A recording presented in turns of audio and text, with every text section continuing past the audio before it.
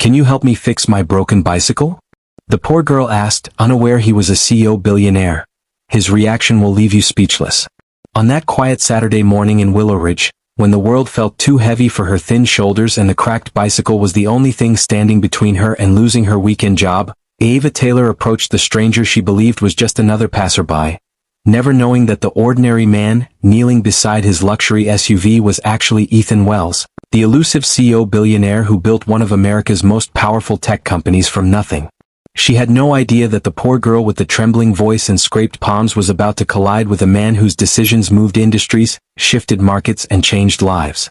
But the moment her shy plea reached him, something in his chest tightened, like a memory he'd spent years trying to bury. A billionaire hiding in plain sight.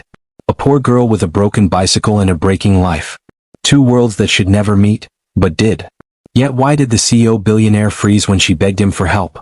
And why did the poor girl's broken bicycle stir something he hadn't felt in years? Regret, guilt, recognition? And what secret did he carry that made her simple request feel like déjà vu of a past he never spoke about? Ava Taylor stood at the edge of Willow Ridge Park, clutching the handles of her old sky blue bicycle as if holding on to the last thread of her life. The left pedal hung at an awkward angle, the chain sagged, and the once bright frame was now scratched from years of patching and scraping through the world. The morning breeze carried the smell of freshly cut grass, the distant chatter of families, and the soft hum of traffic, but none of it eased the tight knot in her chest. She bit her lip hard. If she didn't get this bicycle fixed within the next hour, she would lose her weekend job at the small cafe 3 miles away. And losing that job meant losing the little income that kept her and her younger brother fed. Rent was already 2 weeks late. Her mother's medical bills kept piling up. The world had not been kind lately. But she refused to break. She bent down beside the tire, her fingers trembling as she tried tightening a bolt with the small rusty spanner she always carried. It slipped and clattered to the ground. "Come on, not today," she whispered to herself. Her voice cracked. As she reached again, her scraped knuckles brushed the metal and stung sharply, making her wince. She swallowed the pain. She had endured worse. Abandoned by her father at 9, raised by a mother who often worked 2 jobs, learning early that survival required stubbornness. But even stubbornness couldn't hold her bicycle together. Her vision blurred slightly when frustration mixed with exhaustion. That was when she saw him. A tall man in a black hoodie stood beside a sleek, jet-black SUV parked near the walkway. He looked almost out of place in the quiet park, too composed, too calm, too clean. He was bent over, examining the tire of his vehicle with a small toolkit beside him. Ava hesitated. He looked like someone who had things to do, places to be, money to spend. He didn't look like someone who would stop and help a poor girl whose bicycle seemed held together by hope alone. But she had no choice. Her job depended on this ride. Her brother depended on her job. Her mother depended on the medication her job helped pay for. With a shaky breath, she pushed her bicycle toward him. He heard her approaching but didn't look up immediately. He finished tightening a screw before straightening slowly. When he turned, Ava froze. His eyes were calm, too calm for a stranger. They were a striking shade of gray, the kind that held years of unspoken stories behind them. His face was clean-shaven, sharp, with a subtle tiredness beneath the eyes that didn't match the rest of his appearance. She opened her mouth, but her voice tangled in her throat. Excuse me," she finally managed. Can you help me? My bicycle is broken and I need to get to work. It's really important." The words spilled out too fast, too desperate. He blinked and something flickered inside him, surprise, confusion, and something else, something softer. Like her voice had echoed from a memory he thought he had locked away. "Your bicycle?" he asked, his tone gentle but controlled. "What's wrong with it?" It won't move properly. The pedal is loose. The chain keeps falling off. I've tried fixing it but..."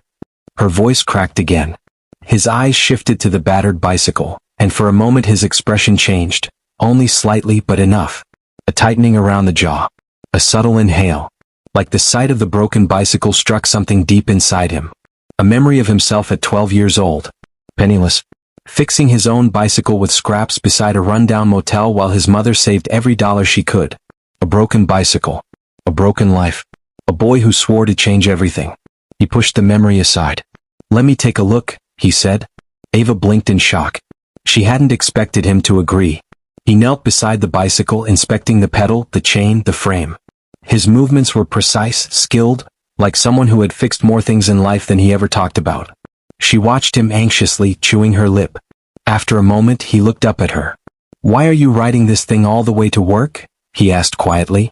She hesitated. "Because it's all I have." His chest tightened again. He didn't know her. She didn't know him. But something about her simplicity, her honesty, the quiet strength in her voice, it stirred something he hadn't felt in years. Something human. And as he returned his focus to the bicycle, his mind whispered a question he couldn't ignore.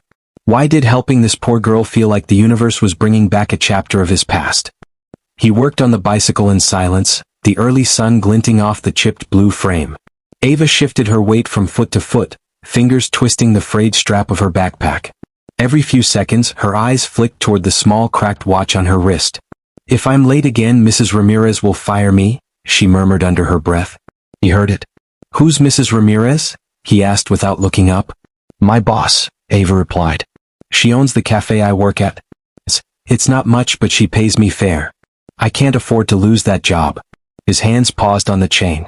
He knew 1,000 people who worked under him, coders, designers, executives, managers, yet this poor girl with the broken bicycle sounded more dedicated than some of his highest-paid directors. She didn't complain, didn't blame anyone. She just needed to get to work. "What time do you start?" he asked. "In 25 minutes, she said, swallowing. "And it takes me about 15 to ride there. Longer if the bicycle keeps acting up." He tightened the bolt a little harder than necessary, jaw clenching. "Where's the cafe?" "Maple and 9th. Corner spot. Rosie's Corner Cafe." His eyebrows lifted slightly. He knew that intersection. Years ago, when he was still building his company and sleeping 3 hours a night, he'd sat in that cafe with his laptop, nursing a single cup of coffee he could barely afford. Back when Ethan Wells, CEO Billionaire, was just a wild dream with no safety net. He could still feel the burn in his chest from those days. He straightened slowly and wiped his hands on a small cloth. "I tightened the pedal," he said. "The chain should hold for now, but it needs a full service. This bicycle has carried you farther than it was designed to." Ava nodded, relief flooding her expression. "Thank you. I wish I could pay you, but I only have $6 left on me and I need that to buy groceries after work and—" "I didn't ask for money," he cut in gently. Her cheeks flushed. "Right. Sorry. People don't usually help for free." That sentence hit him harder than he expected. People don't usually help for free. He looked at her, really looked. Her sneakers were worn at the edges, the soles beginning to peel. Her jeans were faded, carefully washed and mended at the knees. Her t-shirt was plain but clean, and her curly hair was pulled into a messy bun that suggested rushed mornings and too little sleep. "How far away do you live from the cafe?" he asked. "About 4 miles, she replied. "We live on Briarwood Lane, near the old laundromat." She realized she'd given a stranger too much information and quickly added, It's just me, my little brother, and my mom." "Your mom doesn't work?" he asked, not out of curiosity but because something in her tone had shifted. "She used to," Ava said, looking away. "But she got sick last year. Now it's just me. Liam is only 12. So it's on me to make sure we're okay." He felt a pang of recognition so sharp it almost stunned him. He remembered his own mother, Emily Wells, sitting at a chipped kitchen table, counting coins under a flickering light. Remembered her whispering, "It's okay, Ethan, I'll figure it out," even when he knew she had nothing left to figure out.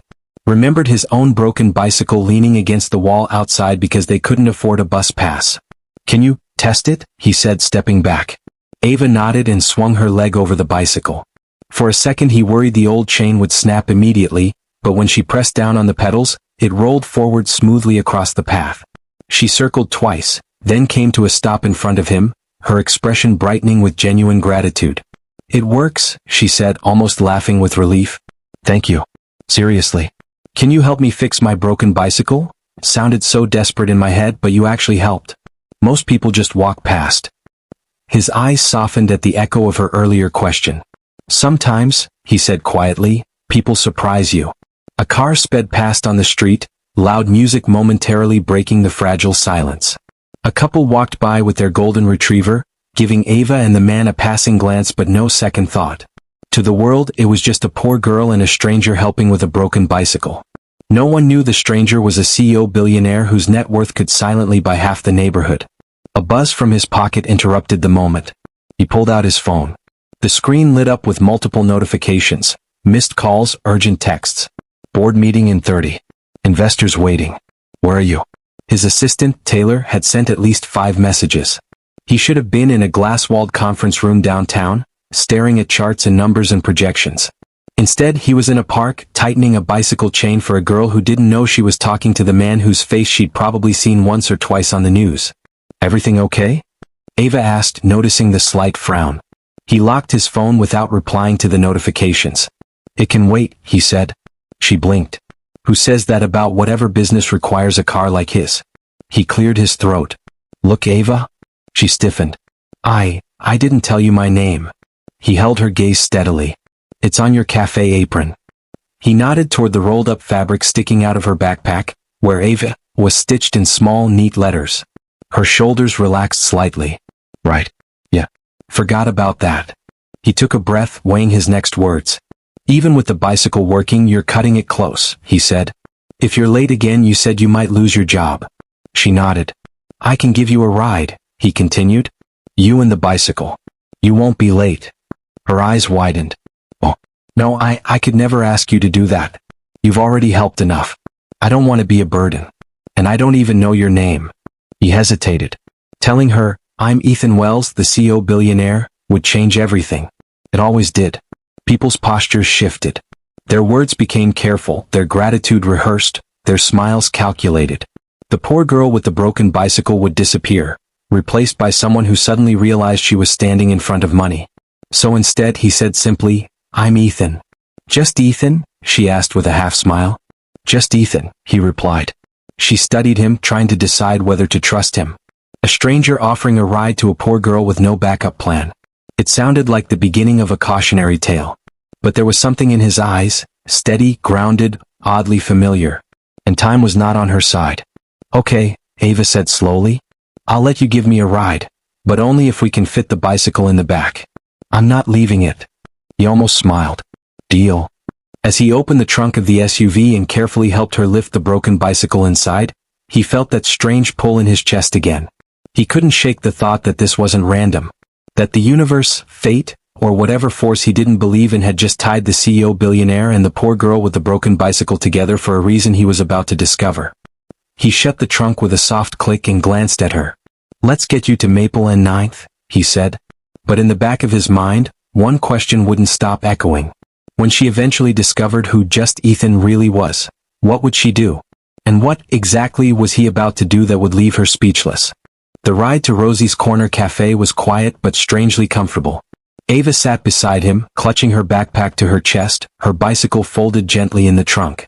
The morning sun washed through the windshield, casting soft gold over her tired face. She kept glancing at the clock on the dashboard as though each minute held her fate. Ethan noticed. You'll make it, he said calmly. I hope so, she murmured. Mrs. Ramirez says she loves me like a daughter, but when it comes to business she doesn't play. She fires fast. She says customers don't wait, so workers shouldn't either. He smiled faintly. She sounds tough. She is. But fair. She gave me a chance when no one else did. Ava turned her gaze to the passing streets. After my mom got sick, I dropped out of my nursing program. I was working night shifts at a store until it shut down. I didn't know what to do. Mrs. Ramirez hired me the same day I applied. She said she saw hunger in me. Ethan swallowed. Hunger. He remembered that feeling too.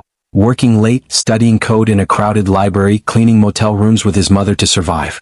The ambition that burns even when the world tries to smother you. He cleared his throat. And what about your brother? Liam? Her eyes softened immediately. He's the reason I'm fighting so hard. He's smart. Really smart. He wants to be an engineer, but I can't afford extra tutoring for him. Still, he teaches himself things from the library.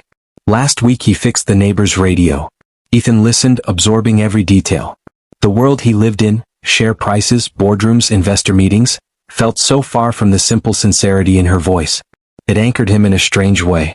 As they pulled up in front of the cafe, Ava exhaled deeply, her shoulders finally lowering. We made it, she whispered. He parked the SUV and before she could open her door, he was already out, helping her unload the bicycle. The chain rattled softly as they carried it to the sidewalk.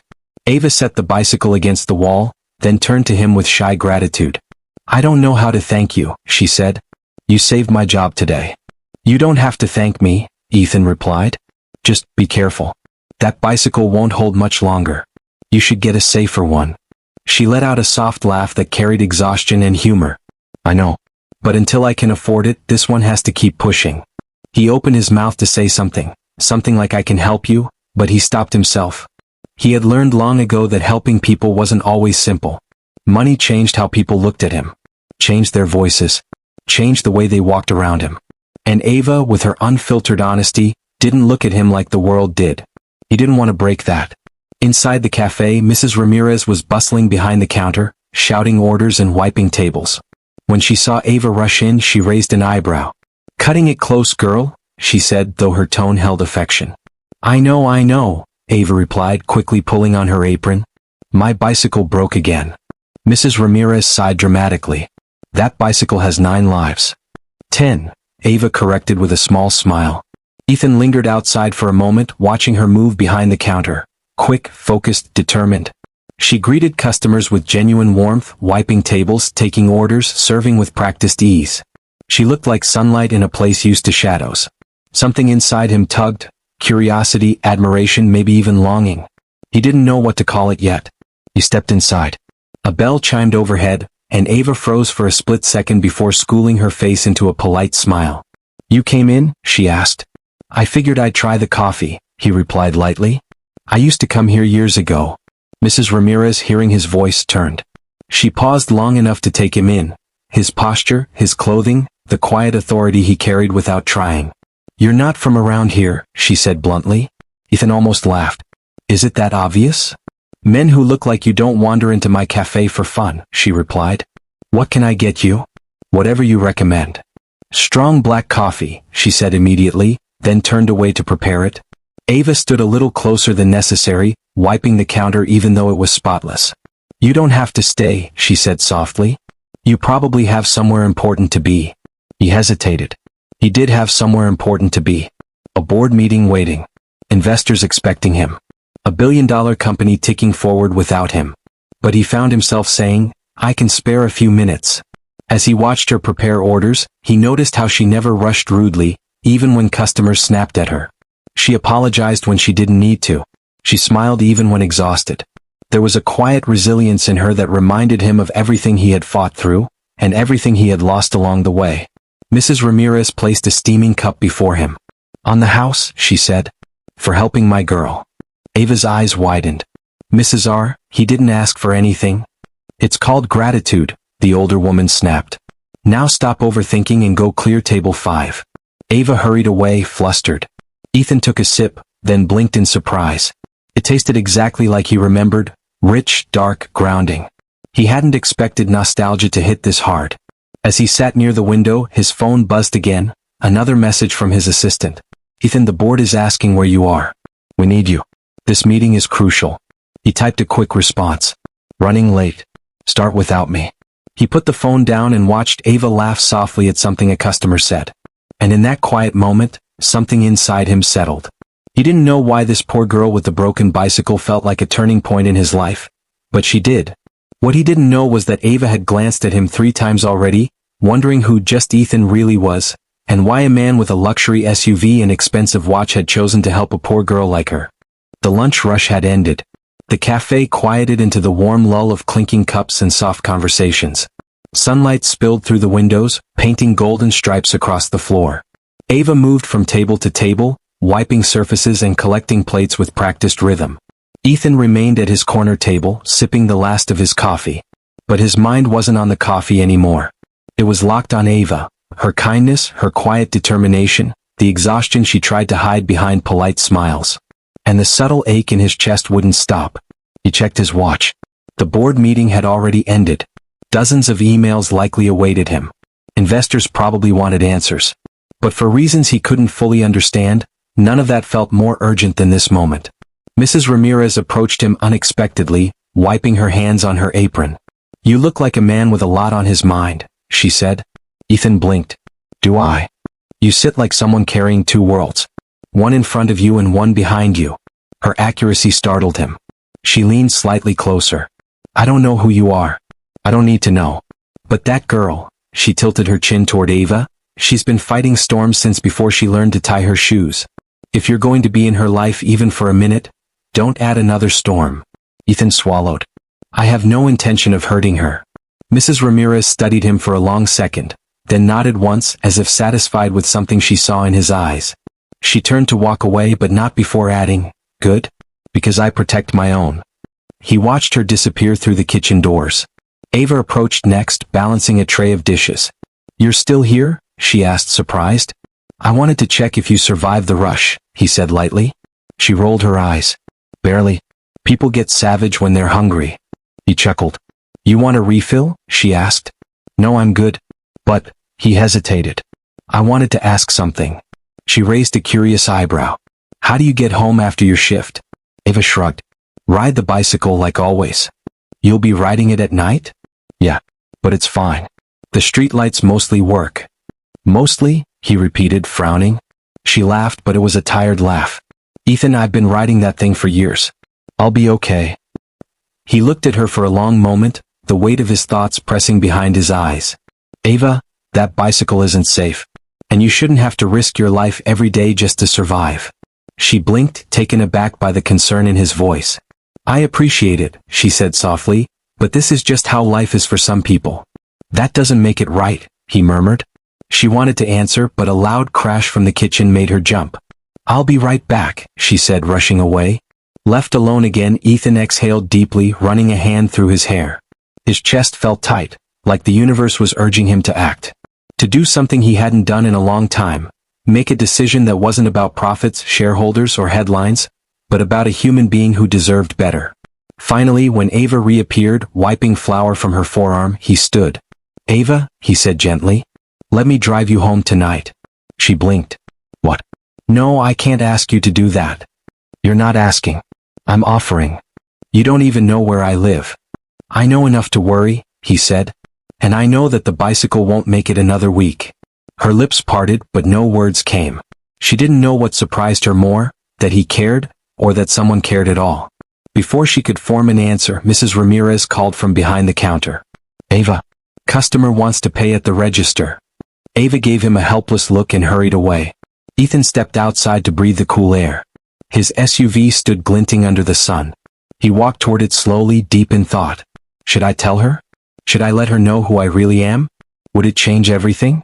Would it ruin everything? His phone buzzed. It was his assistant, Taylor. Ethan, are you okay? You missed the entire meeting. The board is furious. Call me. He typed back one sentence. I'm fine. Something important came up. When he stepped inside the cafe again, Ava was already untying her apron, her shift finally over. She approached him quietly. Are you sure you want to drive me? She asked. It's a long way. And the neighborhood isn't the best. I'm sure, he said. She nodded slowly. Okay. They gathered her bicycle and headed outside. The sun was beginning to dip, painting soft orange along the horizon. As they settled into the SUV, Ava looked at him with a pained expression. Ethan, why are you doing all this for me? You don't know me. I'm just a girl with a broken bicycle and a lot of problems. He turned to her, meeting her eyes fully. You're more than that, he said simply.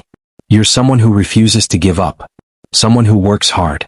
Someone who doesn't let life beat her down. That matters. Her breath caught. He hesitated, then added quietly.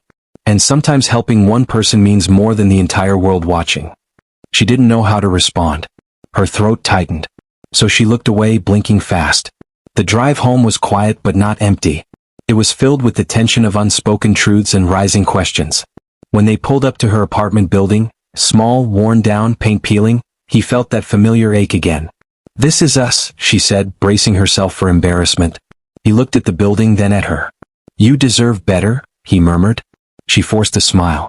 Life doesn't always give better. We just make do. She collected her bag and opened the door, but before stepping out, she leaned in. Ethan, you were a blessing today, she whispered. More than you know. He swallowed hard. Ava? She paused. Yes. His heart pounded. I need to tell you something, he said, voice low. Something important. She waited. I'm not just Ethan. Her brows folded in confusion. I'm Ethan Wells. Her eyes widened. The breath left her body. She froze completely. That Ethan Wells? She whispered. The CEO Billionaire? The one who? Yes, he said quietly. A shock of disbelief spread across her face. Silence thickened between them. Heavy. Trembling. Finally she whispered, Why didn't you tell me? He looked at her with a vulnerability he rarely showed. Because for the first time in years, someone talked to me like a human being, not a billionaire. Her lips parted in awe. Her heartbeat echoed in her ears. And because, he added softly, your simple question, can you help me fix my broken bicycle? Meant more to me than anything that happened in my whole boardroom today. She stared at him, breathless, shaken, caught between worlds. And in that fragile silence, he asked the question that would change everything. Ava, can I see you again? The world around them held its breath, waiting for her answer.